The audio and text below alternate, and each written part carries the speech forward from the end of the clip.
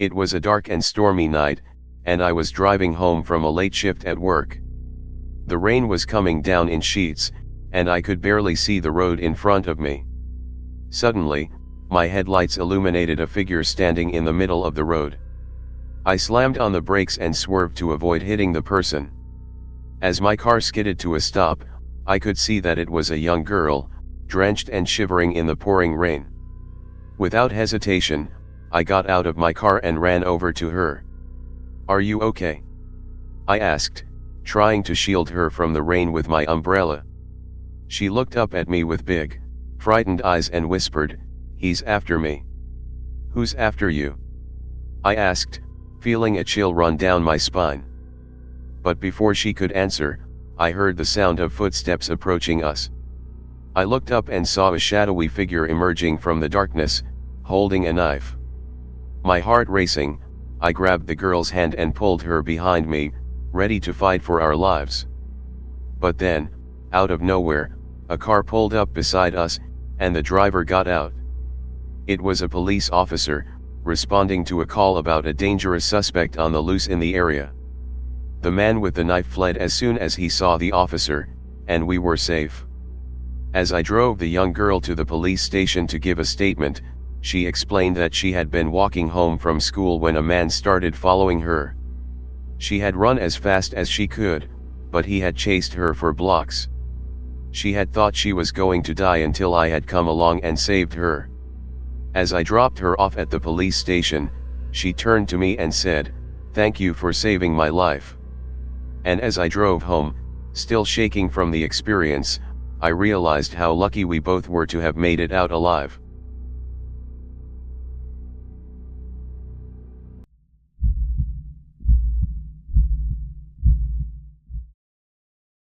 I was driving home from a late night shift at work, tired and eager to crawl into bed. The roads were deserted, and the only sound was the hum of my car's engine. I was about halfway home when I saw a woman standing by the side of the road. She was waving her arms frantically, and I could see tears streaming down her face. Against my better judgment, I pulled over to see if she needed help. As I rolled down my window, I could smell the stench of alcohol on her breath. "Please, you have to help me," she said, her voice shaking. "My car broke down, and I don't have a phone. Can you give me a ride to the next town over?" I hesitated for a moment, but eventually agreed to help her. She climbed into my car, and we set off down the road. She gave me directions, and I could feel my heart pounding in my chest as we drove deeper into the countryside. Suddenly, she told me to turn down a dirt road that led to a secluded farmhouse. My stomach sank, and I knew something was wrong. But it was too late to turn back now. As we approached the farmhouse, I saw a group of men waiting outside. They were dressed in black and had their faces covered. I knew then that I was in deep trouble. I slammed my foot on the gas and tried to drive away, but they were too fast. They surrounded my car, banging on the windows and screaming. I could hear them trying to open the doors, but thankfully, I had locked them. Just as I thought it was all over, I heard the sound of sirens in the distance. It turns out the woman had been involved in a robbery, and the police had been searching for her all night. I was lucky to make it out alive, and I'll never forget the feeling of fear that washed over me that night. From now on, I'll always trust my gut and avoid dangerous situations at all costs.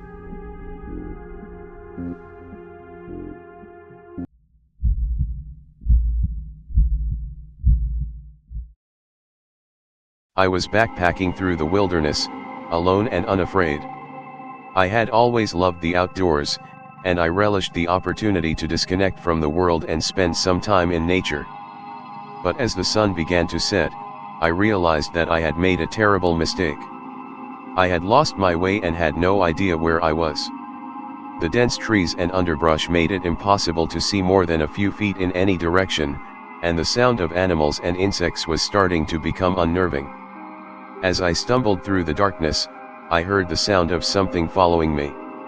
At first, I tried to convince myself that it was just my imagination, but as the footsteps grew louder, I knew that I was not alone. I tried to run, but the underbrush was too thick. I could feel the thing behind me, breathing heavily and getting closer by the second. I was about to give up all hope when I saw a small light in the distance. I ran towards it, my heart pounding in my chest. As I got closer, I realized that it was a cabin. I banged on the door, and a gruff voice called out from inside. "What do you want?" the voice asked. "I need your help," I said. "Something is following me." The door creaked open, and an old man peered out at me. He had a long beard and piercing blue eyes, and he looked me up and down before nodding his head. "Come in," he said. "You're safe now." The cabin was small and cluttered, with a fire burning in the fireplace. The old man gave me a cup of hot tea and told me to sit down. "You're lucky you found me," he said. "There are things in these woods that are far worse than anything you can imagine. You should never have come out here alone." We talked for a while longer, and as I sipped my tea, I realized how grateful I was to be alive. The old man had saved my life, and I knew that I would never forget his kindness. As the sun rose the next morning, I set out for home. I knew that I would never forget the terror of that night, but I also knew that I had found a new respect for the power of the wilderness.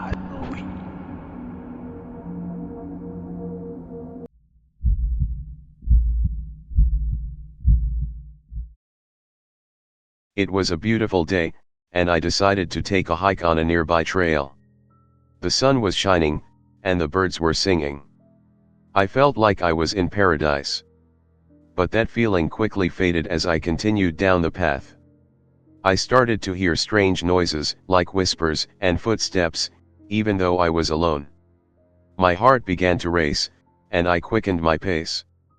I tried to convince myself that I was just imagining things, but I couldn't shake the feeling that someone was watching me. As I turned a corner, I saw a man standing in the middle of the path. He was dressed in black and had a menacing look on his face. I froze, not knowing what to do. He started walking towards me, and I could feel my body shaking. But then something inside me snapped. I was not going to let him hurt me. I took out my pepper spray and pointed it at him. "Stay back!" I yelled.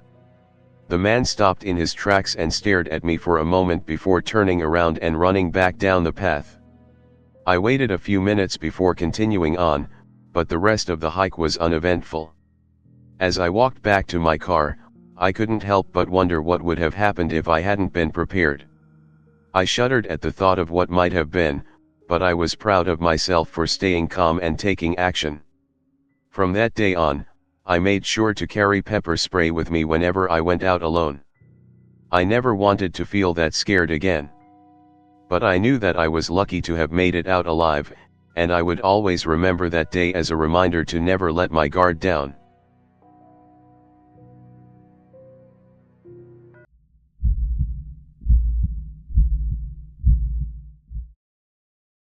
It was a warm summer evening, and I had just finished up at the office. I decided to take a walk through the park on my way home to enjoy the weather. As I walked, I noticed a man following me. He was tall, dressed in all black, and had a hood pulled over his head, obscuring his face. I tried to ignore him and quickened my pace, but he continued to follow me. I turned down a side street, hoping to lose him, but he kept pace with me. It was then that I realized he was holding something in his hand, and it glinted in the moonlight. I started to panic and broke into a run. I could hear the man running after me, and my heart was pounding in my chest.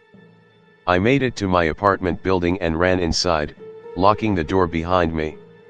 4 days after the incident, I couldn't shake the feeling that I was being watched. I would hear strange noises outside my door at night and see shadows moving in the darkness. I tried to convince myself that it was just my imagination, but the feeling persisted. One night, I was awoken by a loud banging on my door. I could hear the man's voice outside, calling my name and demanding that I let him in. I was paralyzed with fear and didn't know what to do. But then, something inside me snapped. I wasn't going to be a victim. I grabbed a nearby object for protection and opened the door. The man lunged at me, but I was able to fight him off and escape. After that night, I never saw the man again. But the memory of that encounter will always stay with me. It taught me to never let fear control me and to always be prepared to defend myself.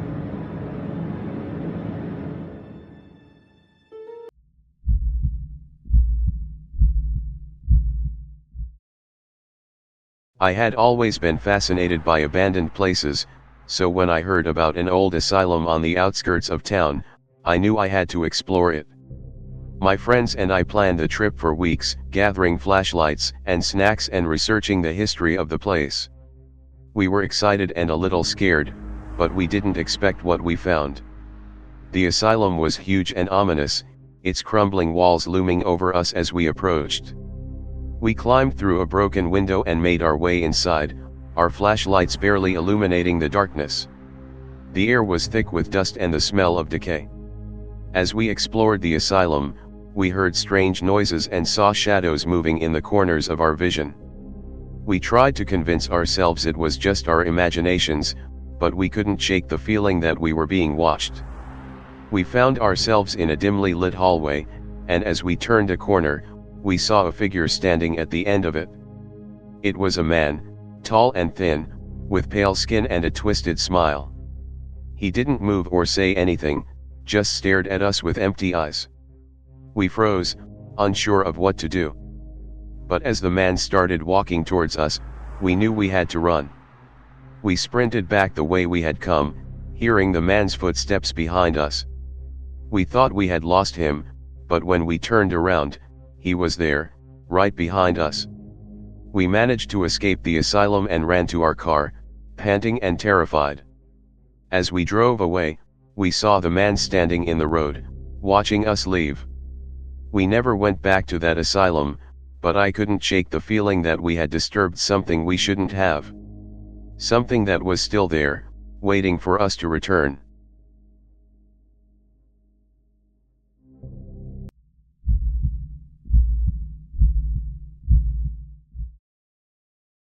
It was a beautiful summer day, and I decided to go on a hike in the woods. I had been on this trail before, and it was always peaceful and quiet. But something felt different this time. The birds were silent, and the rustling leaves seemed to be sending me a warning. As I continued down the path, I heard a twig snap behind me. I turned around, but there was no one there. I shrugged it off as my imagination and kept walking. But the feeling of being watched only grew stronger. I picked up my pace, trying to shake off the unease. But the footsteps behind me quickened as well. I could hear heavy breathing and rustling in the bushes. I knew I had to act fast. I turned around and saw a man with wild hair and a crazed look in his eyes. He lunged at me with a knife, and I barely dodged it. We struggled, but I was able to get away and run back down the trail. I sprinted as fast as I could, with the man still hot on my heels. I could hear him shouting and cursing behind me, his voice growing fainter as I put more distance between us. Finally, I saw the parking lot and my car in sight. I jumped into my car and locked the doors, panting and shaking with fear. The man pounded on the windows, but I was safe inside. I called the police and gave them a description of the man. They caught him a few hours later, and I learned that he had been responsible for a string of attacks in the area. I shuddered to think of what would have happened if I had been his next victim. From that day on, I never took my safety for granted. I always made sure to be aware of my surroundings, and I never went hiking alone again. But I was grateful to have made it out alive and to have the chance to tell my story.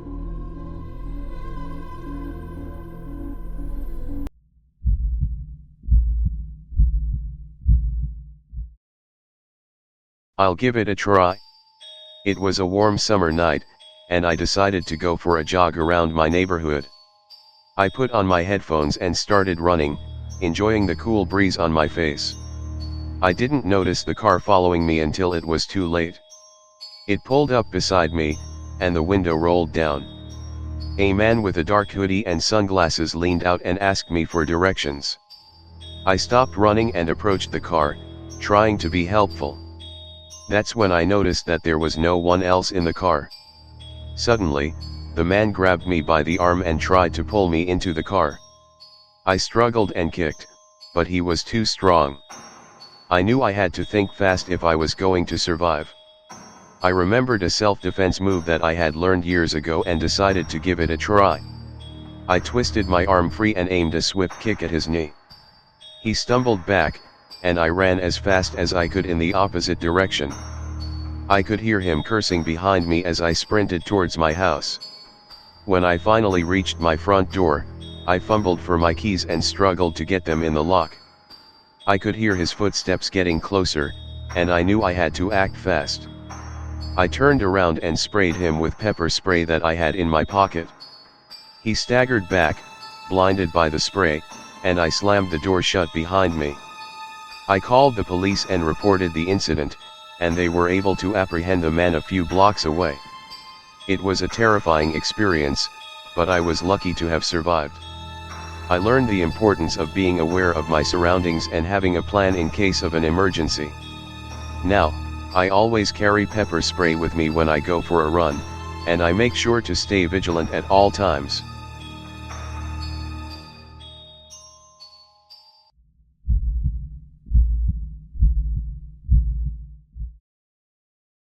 I was out for my usual evening run when I saw a man walking towards me on the trail.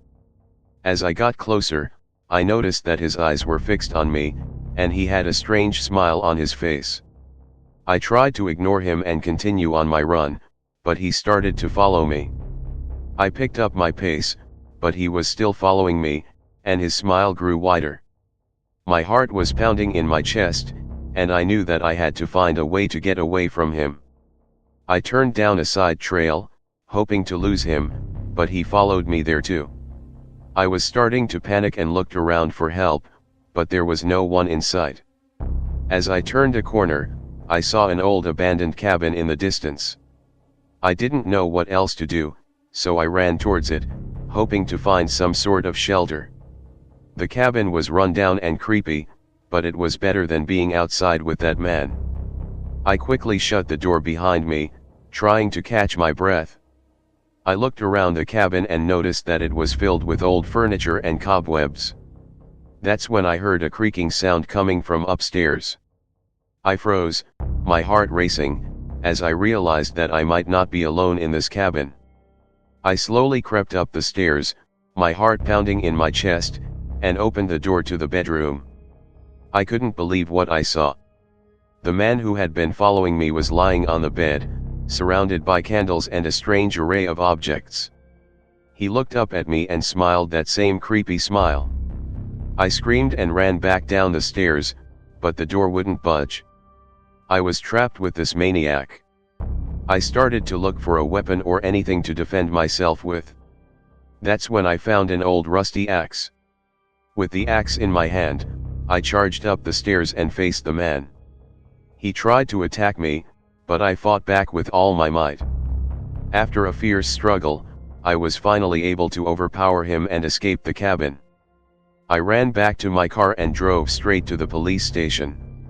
They were able to track down the man and arrest him. I may have been scared for my life, but I was relieved that I had lived to tell the tale.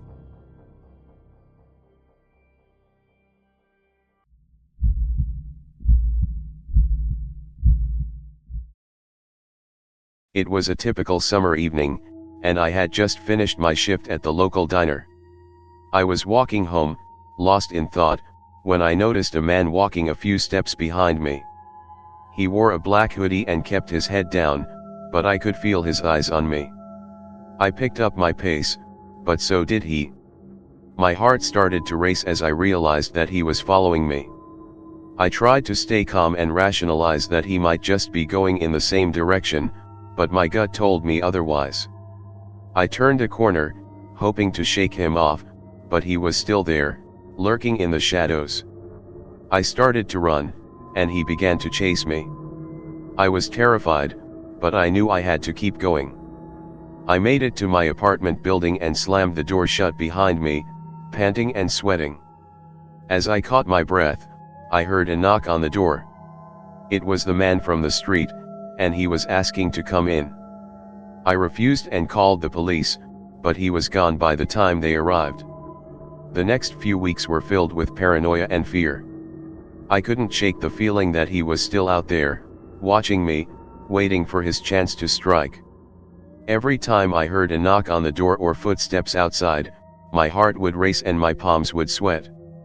One day, I received a letter in the mail. It was from the man who had been following me. He wrote that he was sorry for scaring me and that he had only been trying to get my attention because he had fallen in love with me. I was horrified, but relieved that he hadn't been trying to harm me. I reported the letter to the police, and they found the man, who was a known stalker in the area. He was arrested, and I never saw him again.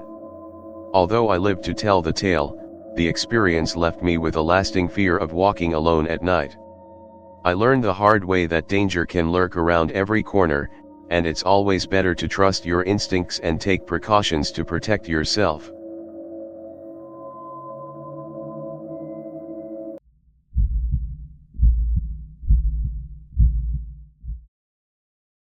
I had just moved into a new apartment in the city.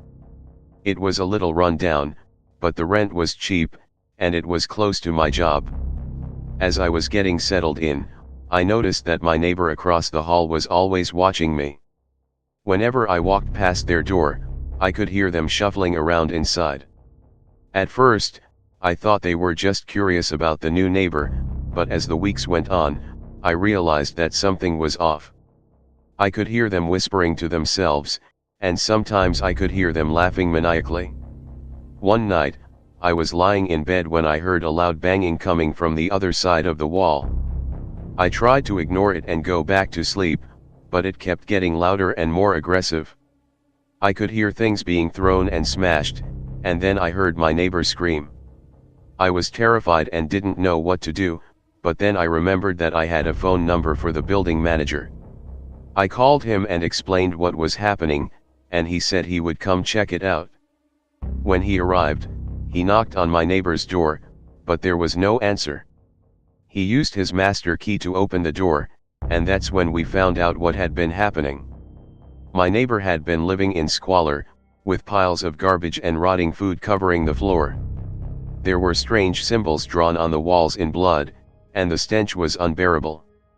As we searched the apartment, we found my neighbor huddled in the corner, muttering to themselves. They were clearly not in their right mind, and the building manager called for an ambulance to take them to the hospital.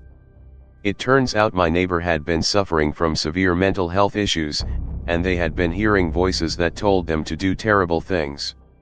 I was grateful that I had listened to my instincts and called for help. It was a scary experience, but I lived to tell the tale.